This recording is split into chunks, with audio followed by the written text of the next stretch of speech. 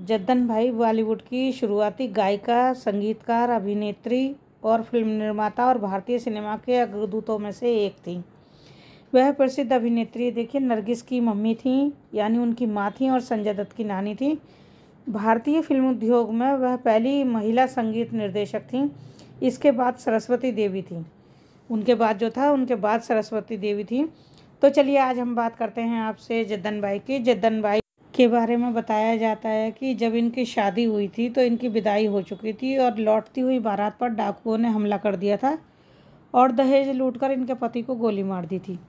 अब ये जो थी युवा थी और विधवा थी, तो ससुराल वाले इन्हें घर तो ले गए, लेकिन इन पर बहुत ज़्यादा अत्याचार करते थे और इन्हें जन्मजली अभागी करार कर दिया गया था और इन्हें विधवा के रूप में ना बहुत ही परेशानियों का सामना करना पड़ रहा था। वो जो था रोज़ाना ना कपड़े धोने के लिए नदी के घाट पर जाती थी। तो जब वो कपड़े धो रही थी तो एक बार कोई गीत गुनगुना रही थी ना, कोई लोकगीत होगा वो गा रही थी। तो उधर से जो थी जत्रा मंडली की एक स्त्री ने उनकी ये व्यथा कथा सुन ली। जत्रा मंडली जा रही थी कोई, उसने सुन ली। उसने उनसे कहा कि वो उनके साथ चले अपने घर को छोड़ के। तो वो वहाँ से भागकर उनके साथ कोलकाता आ गई।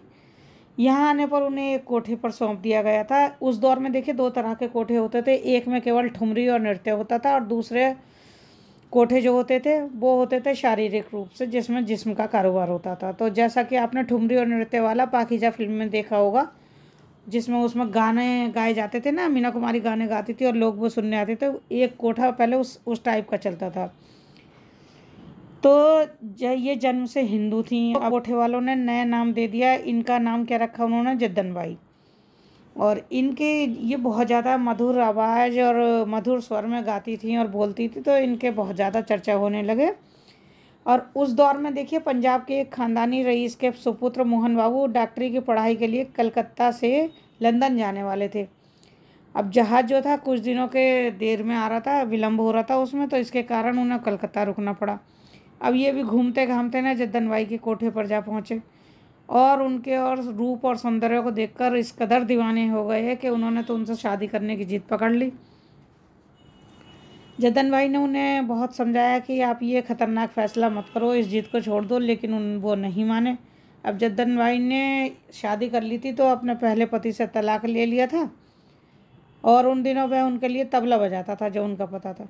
मोहन बाबू के परिवार ने उन्हें सारी जायदाद से वंचित कर दिया था। देखिए उन्हें घर से निकाल दिया मोहन बाबू को जद्दन बाई के इश्क के चक्कर में।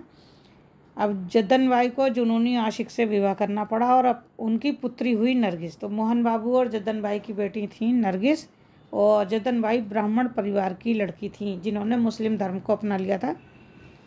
तो इस तरह से देखिए जद्दन बाई को मुंबई आना पड़ा। यहाँ उनकी ठुमरी गायकी को भरपूर प्रशंसा मिली। उन्होंने फिल्म निर्माण कार्य आरंभ किया जिसमें अपने पति से जन्मे पुत्र अनवर खान को नायक बनाया। फिल्म के घाटे को पाटने के लिए उन्होंने नरगिस को भी अभिनय के क्षेत्र में उतार दिया। उनकी बेटी थी नरगिस, तो नरगिस को भी इन्होंने अभिनय के क्षेत्र में उतार दिया। जवानी की दहलीज पर कदम रखते ही नरगिस ने कांग्रेस के अधिवेशन में बतौर स्वयंसेविका का कार्य किया था। जब नेहरू ने उन्हें सफ़ेद साड़ी पहनने की सलाह दी तो उन्होंने ताउम्र नरगिस ने जो था ना सफ़ेद साड़ी ही पहनी, बॉर्डर वाली, आप लोगों ने देखा होगा।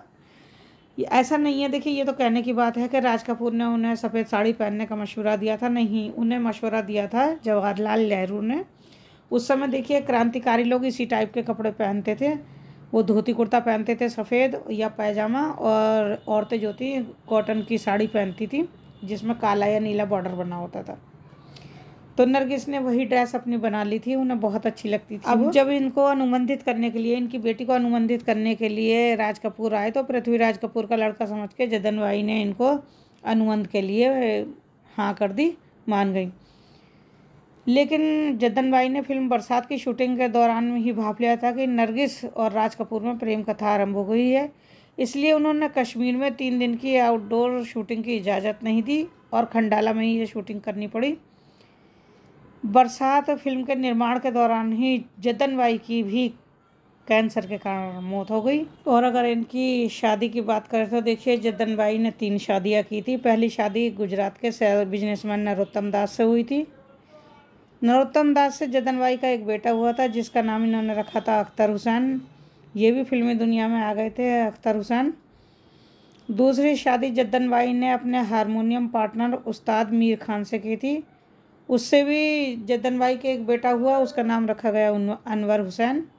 ये भी फिल्म प्रोड्यूसर बने, मगर ये शादी भी नहीं चली। तब जद्दन बाई ने तीसरी शादी की थी। ये शादी मोहन जी से की थी। ये तो हम आपको उनका सब कुछ बता ही चुके हैं, प्रेम प्रकरण।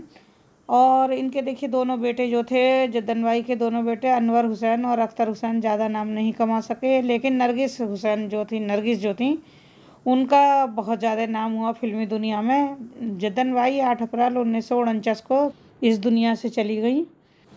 और इस तरह बॉलीवुड की शुरुआती गायिका, संगीतकार, अभिनेत्री, फिल्मों की निर्माता और भारतीय सिनेमा के अग्रदूतों में से एक जद्दन बाई का निधन हो गया। हमारी फिल्मों में बहुत से कलाकार, बहुत से निर्माता, निर्देशक, इस तरह के कितने ही लोग ऐसे होते हैं जो काम करते हैं फिल्म के लिए, लेकिन उनके बारे में हमें ज़्यादा पता नहीं होता। तो ये वीडियो इसीलिए देखिए आप लोगों के लिए बनाई गई है, ताकि आप लोगों को भी पता चले। अगर आप लोग ये वीडियो अच्छी लगे तो प्लीज़ इसको लाइक कीजिए, शेयर कीजिए और सब्सक्राइब कीजिए मेरे चैनल को, अगर आप लोग नए हैं तो। और इसी तरह की और वीडियो देखने के लिए और जानकारी के लिए बने रहिए मेरे चैनल पर। चलिए मिलते हैं आपसे अगली वीडियो में, तब तक के लिए नमस्कार।